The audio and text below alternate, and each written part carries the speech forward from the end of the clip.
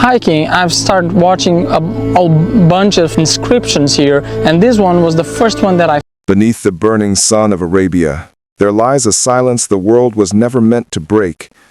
A silence guarded by fences, soldiers, and time itself. For decades, the winds swept across these forbidden mountains, erasing footprints, burying secrets, and keeping one of history's greatest mysteries hidden beneath the sand. But sometimes, the desert speaks.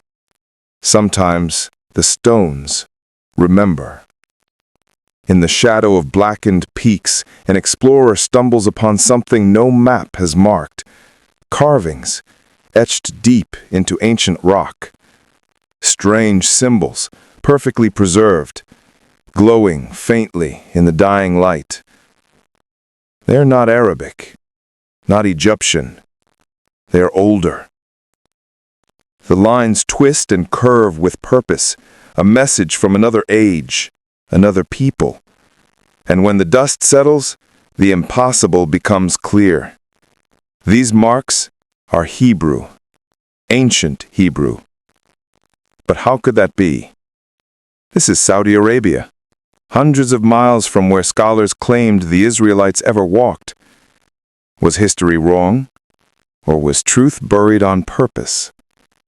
Because if these stones are real, then every textbook, every map, and every assumption about the Exodus is about to crumble into dust.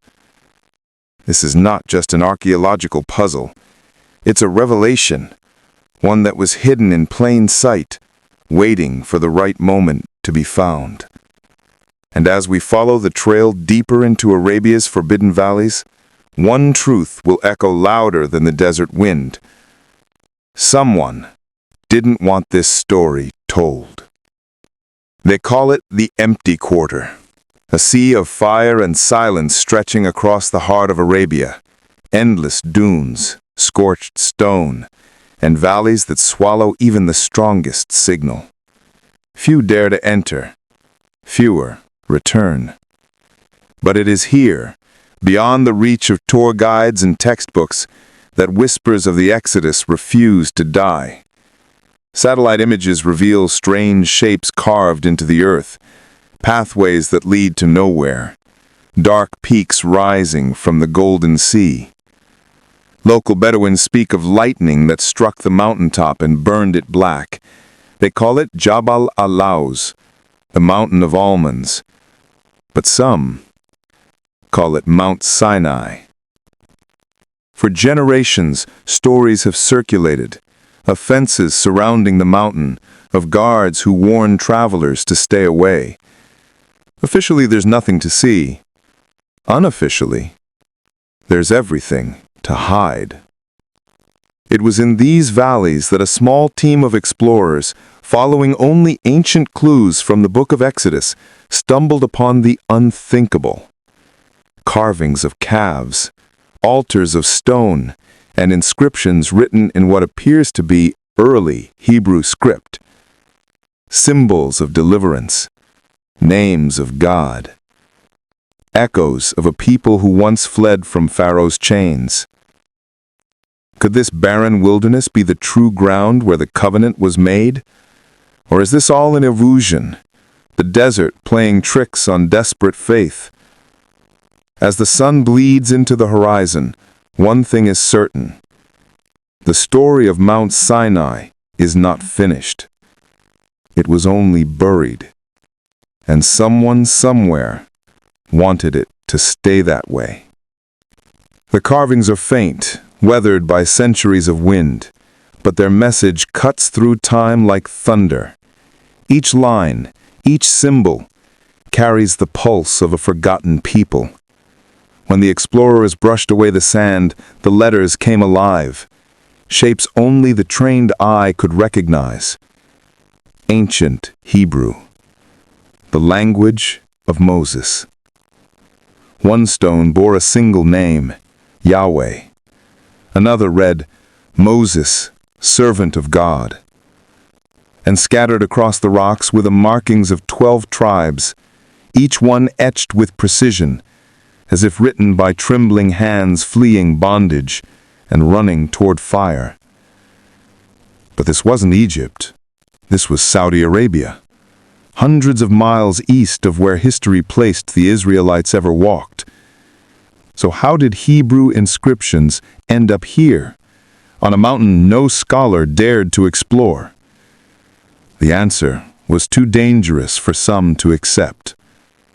If true, it meant the story of the Exodus, once called myth, was anchored in this very soil. It meant the Israelites crossed not the Suez, but the Red Sea itself. And these stones were their testimony. But word spreads fast. Soon, whispers turned to warnings. Officials denied the site's significance. Fences appeared. Cameras were banned. Why? Because if the truth of Sinai rests in Saudi Arabia, then entire maps and entire narratives would have to be rewritten. The inscriptions didn't just speak, they shouted, and someone was trying to silence them. They followed the trail not of maps, but of miracles. From satellite images, an ancient pathway cuts through the desert like a scar, wide enough for a nation to walk. Rock formations line the route like forgotten altars, and at the end of this ghostly road, one feature stands alone. A mountain blackened from summit to base as though touched by flame. The locals call it Jabal al-Lawz, the mountain of light. But among biblical explorers, it has another name, the true Mount Sinai. Here, the air is still. The silence feels holy. And at the mountain's foot lies something that shouldn't exist, a massive stone structure ringed with carvings of bulls. To any archaeologist, it's a mystery. But to anyone who knows Exodus 32, it's unmistakable. And the people made for themselves a golden calf and worshipped it. This was no random altar. It was the very rebellion that angered God as Moses received the 10 Commandments. The stones remember what the people forgot. For those who stood there, the moment was overwhelming. It wasn't just history being uncovered, it was scripture rising from the dust. But the deeper they searched, the more the desert resisted. Restricted zones, military patrols, a warning to turn back. Still, the truth burned brighter than fear. If this was truly Sinai, then somewhere nearby, evidence of God's covenant still lay buried beneath the sand. And the next discovery would silence the skeptics once and for all. They reached a vast valley, silent and empty, and scorched by the sun. And there it stood, a massive boulder, 40 feet high, cleaved clean down the center. Its shadow stretched across the sand like an open wound. At first glance, it seemed natural, another weathered monument of time. But as they circled it, the truth began to take shape. Water channels, smooth, eroded, and running down both sides, as if a flood had once burst forth from the heart of the stone itself. It matched perfectly the ancient verse, and Moses struck the rock, and water gushed out, and the people drank. Exodus 17:6. This was Rephidim, the place of testing, where the people thirsted, where doubt turned to rebellion, and yet mercy flowed. Around the base of the rock, they found markings, sandals, footprints, and short lines resembling early Hebrew. Dr. Miles Jones called it Proto-Hebrew, the first language of God's covenant people. Each carving told a story, a moment of faith, of survival, of divine encounter. But one inscription stood apart, 3 lines beside a sandal shape. Jones translated it as, "Every place where your foot treads shall be yours," as if the Israelites themselves had signed their presence into history. The team stood in silence, not a sound but the desert wind. The rock seemed alive, a witness, a memory, a promise carved into creation. But this discovery raised a terrifying question. If the Israelites had walked here, deep inside Arabia, what else had been hidden in these forbidden lands? The answer would change everything. Just beyond the split rock, the team entered a narrow valley, a place the locals whispered about, but few dared to visit. The cliffs rose like walls of an ancient temple, streaked with black and red stone. And there, in the half-light, they found it. Etched across the rock face were markings unlike anything they'd ever seen.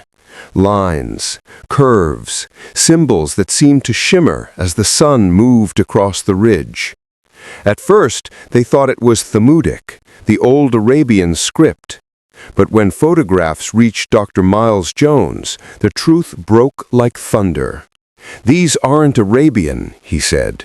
"They're Proto-Hebrew, the language of the Exodus. The earliest form of Hebrew writing, here in Saudi Arabia. A message left not by wanderers, but by witnesses." And then came the most shocking discovery of all. Carved deep into the stone was the image of a 7-branched lampstand, a menorah, older than any ever uncovered in Israel or Egypt. The sacred symbol of God's presence engraved in the wilderness. Dr. Sung-Hak Kim, who first photographed it, called it a testament in stone. If genuine, it meant one thing: the Israelites were here, and they left behind the mark of their worship. One inscription read Yahweh, another the place of rest. Together they whispered the name Rephidim, the very campsite of the Israelites before they faced the Amalekites. These weren't random markings. They were declarations, prayers, proof that a people once met their God upon this mountain. But each discovery carried a warning. The Saudi authorities soon restricted access, and explorers began to vanish from the region. It seemed the desert was hiding something, or someone was hiding it on purpose. News of the discoveries spread like wildfire, first whispered among explorers, then echoed through faith communities around the world.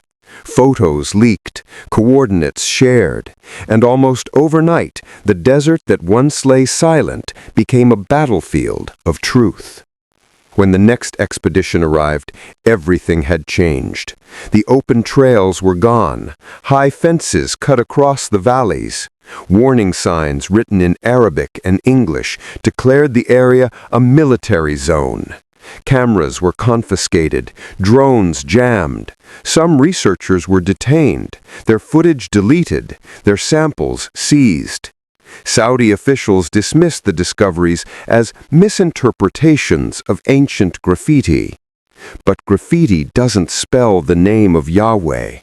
Graffiti doesn't carve the Menorah or mark the 12 tribes in Proto-Hebrew. The truth was simple and dangerous. If these stones were genuine, they didn't just confirm the Bible, they rewrote world history.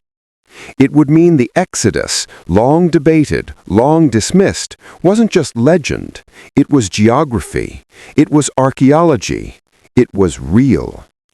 One explorer later wrote, "We didn't just find artifacts, we found a story the world wasn't ready to hear." Even now, satellite images show the fencing around Jabal al-Lawz, tall, barbed, and unbroken. Inside lies the mountain once called Sinai. Outside, only whispers remain. But for those who have seen it with their own eyes, there's no going back. The stones speak, and no fence can silence them forever. Still, one question burns brighter than the desert sun. Why would anyone try to bury evidence of God's greatest revelation? The answer lies deeper, beyond archaeology, beyond politics, in the covenant itself. For centuries, scholars believed writing was born from kings and empires, from temples and taxes. But what if it began with a covenant? Dr. Miles Jones called it the literacy covenant, a moment in history when God didn't just give laws, He gave letters. At Mount Sinai, the Israelites were forbidden to carve images like the pagans of Egypt. Instead, they were taught to write, to record truth, not sculpt idols. Each symbol carved in stone became an act of worship, each line of Hebrew a declaration of faith. The Proto-Hebrew inscriptions around Jabal al-Lawz may be the first alphabet humanity ever used to speak directly to God. A sacred code of freedom, language born from revelation. Jones wrote that the alphabet itself divided two worlds, paganism and purpose, idols and ideas, darkness and understanding. And perhaps that was the true miracle of Sinai. Not only fire and thunder, but literacy, the ability for humankind to read the voice of the divine. Todd Eaton, another scholar, believed the letters were aligned with the constellations above the mountain, each symbol mirroring a star, forming the script from right to left, like Hebrew written from the heavens themselves. Imagine that. The night sky as parchment, the stars as ink, creation itself declaring, "I am the Lord your God." To those who stood before the blackened peaks of Jabal al-Lawz, it wasn't just history, it was communication. A God who not only spoke, but taught humanity to write it down. And that may be the greatest revelation of all. But the mountain still hides one final secret, a discovery yet to be unveiled. At the summit of Jabal al-Lawz, the air thins and the world falls silent. Black rock stretches beneath the blazing sun, scorched as though the heavens once descended here in fire. Every step echoes like a heartbeat, ancient, heavy, sacred. And then, among the charred stones, a slab unlike any other, smooth, deliberate, almost polished by hands that knew reverence. Across its face, faint carvings, the same Proto-Hebrew letters seen below, but arranged in a perfect vertical line. Jones translated the phrase simply, "The Lord descended in fire." Exodus 19:18, engraved not in parchment, but in mountain stone. The words matched the scripture exactly. Coincidence or confirmation? For the explorers, it was neither. It was communication. The fire of Sinai wasn't just a moment in history. It was an imprint on creation itself. Every burn mark, every Hebrew letter was evidence of encounter. And suddenly, the mountain wasn't silent anymore. It spoke, not in thunder, but in memory. They realized something profound. The Bible was not defending itself with faith alone. It was defending itself with stone. If this was truly the mountain of God, then His voice still lingers here, in the dust, in the wind, in the letters carved by those who saw Him descend. But as the team descended the mountain, the radios went dead. The compass spun, the wind rose. It was as if the desert itself was warning them, "You've seen enough." And yet, deep down, they knew this wasn't the end of the story. It was the beginning of revelation. Night falls over the mountain. The desert glows beneath an endless sky of stars, the same stars that once guided a nation through the wilderness. In that stillness, the air carries a strange hum, as if creation itself remembers. The blackened peaks stand like sentinels, their shadows whispering across time. We were here. We saw it happen. For thousands of years, skeptics called it a myth, a story told to give meaning to exile and hope to the hopeless. But now the stones say otherwise. Proto-Hebrew inscriptions, the name of Yahweh, a menorah older than history, a rock that split and once poured with water, a mountain burned and still bears the scars of heaven's flame. Each fragment, each carving, each footprint is part of a language only faith can translate. Together, they form a message too powerful to bury. The Bible was right. But the mountain remains fenced, guarded, and silent. Why? Perhaps because truth this ancient cannot be controlled, only revealed. The explorers returned home changed forever, their footage questioned, their evidence doubted, yet their conviction unshaken. Because they had stood where fire once met stone, where the eternal touched the earth. And though the world may try to hide it, the mountain waits, the inscriptions endure, and the voice that thundered in the desert still echoes through the ages, calling out to all who will listen. Remove your sandals, for the ground where you stand is holy.